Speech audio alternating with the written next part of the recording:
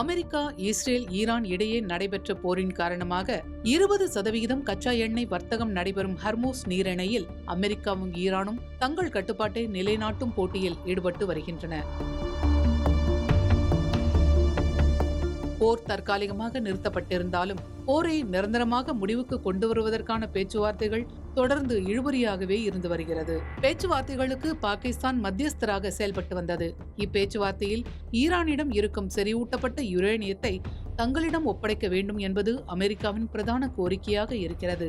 அதனை ஈரான் ஒத்துக்கொள்ளாததால் பேச்சுவார்த்தையில் எந்த முடிவும் எட்டப்படாமல் இருந்து வந்தது.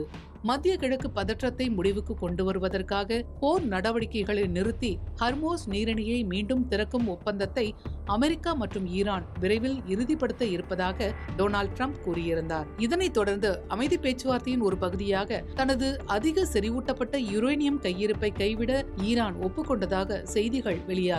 எனினும் யுரேனியத்தை அகற்றுவதற்கான துல்லியமான வழிமுறை குறித்து, அதாவது யுரேனியத்தை எவ்வாறு இடமாற்றம் செய்வது, நீர்த்து போகச் செய்வதா அல்லது வேறு ஏதேனும் வகையில் செயலிழக்க செய்வதா என்பது குறித்த விரிவான பேச்சுவார்த்தைகள் கூடிய விரைவில் நடைபெறும் என்று கூறப்பட்டிருந்தது. இந்நிலையில் அதிபர் ட்ரம்ப் திங்களன்று ட்ரூத் சோஷியல் தளத்தில் சர்வதேச மேற்பார்வையின் கீழ் ஈரான் செறிவூட்டப்பட்ட யுரேனியத்தை அழிக்க வேண்டும் என்று கூறியுள்ளார். ஈரான் தனது நாட்டில் அதிக செறிவூட்டப்பட்ட யுரேனியத்தை அப்புறப்படுத்தினால் அல்லது ஏற்றுக்கொள்ளக்கூடிய மற்றொரு இடத்திற்கு மாற்றினால் சர்வதேச அணுசக்தி முகமை அங்கு உடனிருக்க வேண்டும் என்றும், அல்லது செறிவூட்டப்பட்ட யுரேனியம் உடனடியாக அமெரிக்காவிடம் ஒப்படைக்கப்பட்டு அங்கிருந்து எடுத்துச் செல்லப்பட்டு அழிக்கப்படும். இல்லை என்றால் ஈரான் அணுசக்தி ஆணையம் அல்லது அதற்கு இணையான அமைப்பின் மேற்பார்வையின் கீழ் செறிவூட்டப்பட்ட யுரேனியம் இருக்கும் இடத்திலேயே அல்லது ஏற்றுக்கொள்ளக்கூடிய மற்றொரு இடத்தில் அழிக்கப்படும் என்று கூறியிருக்கிறார். இதற்கிடையே ஏவுகணை ஏவுதளங்கள் மற்றும் கண்ணி வெடிகளை புதைக்க முயன்ற ஈரானிய படகுகள் மீது அமெரிக்கா தாக்குதல் நடத்தியுள்ளது.